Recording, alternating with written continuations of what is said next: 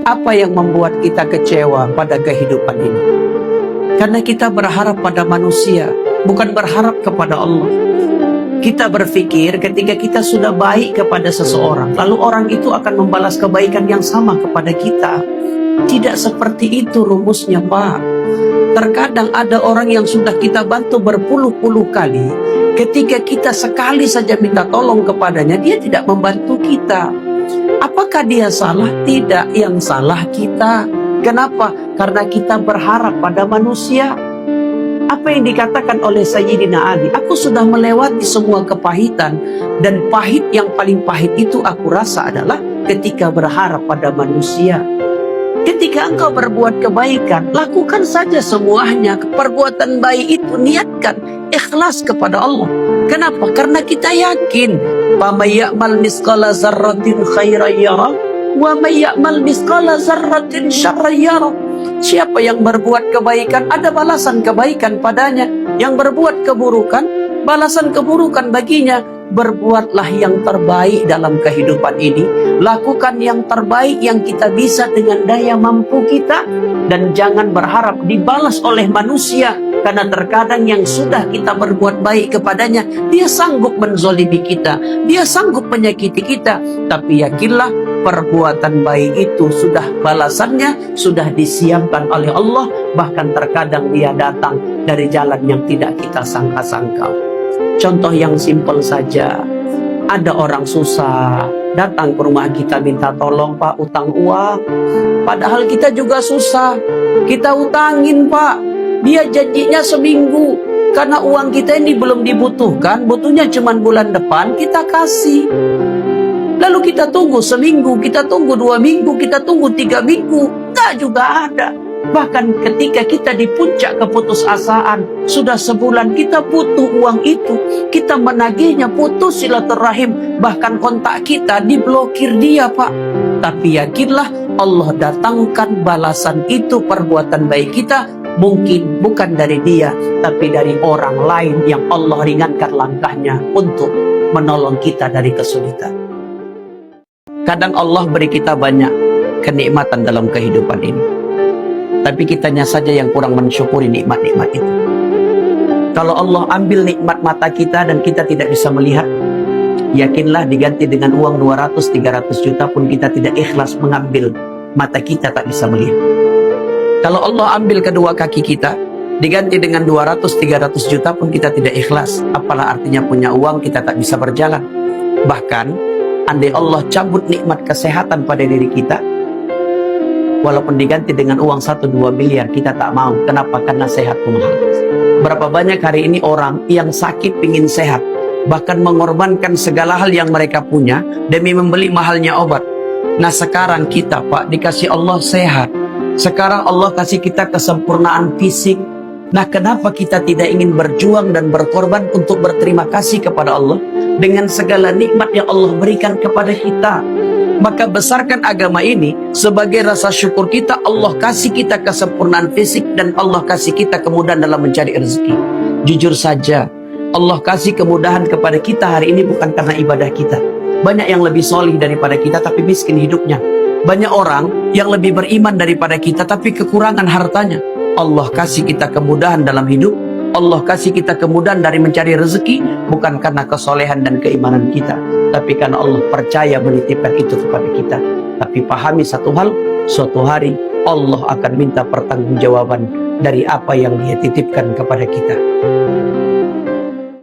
Ada seorang ibu, wanita tua, yang memiliki seorang anak laki-laki yang merantau. Dia dengar anak laki-lakinya yang merantau ini udah sukses di perantauan. Tapi saking sibuknya di perantauan, tak ada waktu anak laki-lakinya ini pulang menjenguk emaknya yang sebatang kara di kampung halaman. Satu hari emaknya di kampung dengar kabar, anaknya yang di perantauan tadi baru saja beli rumah yang besar di kota. Ibunya telepon anaknya. "Nah, ya Ma, gimana kabarmu?" "Sehat, Ma." "Mama dengar kau baru beli rumah yang besar ya di kota." "Iya, Ma. Tempat berteduh aku sama istri dan anak-anakku." "Ya Allah, Nak, Mama senang sekali. Tapi udah lama kau tidak pulang jenguk Mama di kampung halaman. Kau tak rindu sama Mama?" pulanglah nak, mama rindu kepadamu. Mamanya tunggu itu anaknya berhari-hari, berminggu-minggu nggak pulang-pulang. Suatu hari di kampung halaman, emaknya dengar kabar anaknya baru saja beli mobil yang bagus. Emaknya telepon lagi, nak, ya mak, mama dengar kau baru saja beli mobil yang bagus ya. Iya mah, untuk jalan-jalan aku dengan istri dan anak-anakku sehingga nggak kena panas, nggak kena hujan. Apa kata emaknya? Ya Allah nak, mama senang. Tapi udah lama kau nggak pulang nengok mama di kampung nak. Kau nggak pulang, mama rindu. Ditunggu sama emaknya berhari-hari, berminggu-minggu nggak pulang. Suatu hari pak, emaknya di kampung dengar kabar anaknya di perantauan tadi baru saja beli anak seekor anjing yang harganya 40 juta. Emaknya telepon anaknya, nah ya ma, mama dengar kau baru saja beli anak seekor anjing ya. Anaknya bilang, iya mak, lucu sekali anak anjing itu, kau beli 40 juta. Ya Allah nah, senang hati mama. Lucu anjing itu, lucu mak. Makanya aku buatkan kandangnya dekat rumahku biar aku bisa tiap hari melihatnya kalau aku di rumah. Aku kasih makan, aku kasih minum biar sehat. Bapak Ibu, di ujung telepon itu apa yang dikatakan ibunya?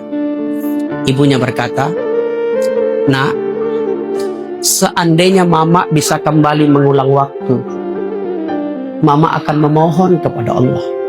Mama bilang sama Allah, ya Allah, andai aku bisa dilahirkan kembali ke dunia ini, lahirkan aku kembali sebagai seekor anjing, bukan sebagai seorang manusia.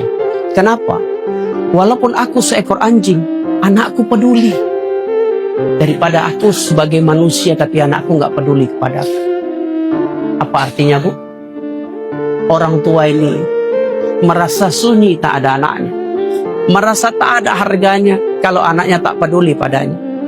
Karena bahagia orang tua bukan ketika dia memiliki segalanya, tapi bahagianya orang tua ketika dia melihat anaknya bahagia. Sebentar lagi Lebaran datang. Bu, kita yang lagi di perantauan, yang punya emak di kampung halaman, pulanglah. Emak bukan menanti kau datang dengan sirupmu yang kau bawa, roti kalengmu yang kau bawa. Dia tak pikirkan itu. Bahkan dia tak peduli apa jabatanmu ketika pulang ke kampung halaman. Tapi yang dia tahu, anak mama pulang, anak ayah pulang. Ya Allah, anak yang dulu mama gendong, mama jaga, mama timah, sekarang udah pulang. Bahagia hati ibu. Kalau ada masih hari ini ayahmu atau ibumu, maka pulanglah, jenguk mereka di kampung halaman. Kalau kau katakan, kami malu Ustaz, kami sekarang udah jadi pejabat, kami sekarang udah kaya, kami malu punya orang tua yang susah. Jangan pernah kau malu punya orang tua yang miskin sekalipun. Kenapa? Karena bisa jadi miskinnya dia, hartanya habis buat nyekolahin kita, hartanya habis buat membesarin kita, cuma dia nggak cerita. Banggalah kepadanya seperti dia yang bangga dengan kita. Bukan karena kita sempurna, tapi cinta ayah dan cinta emak itu begitu sempurna pada kita.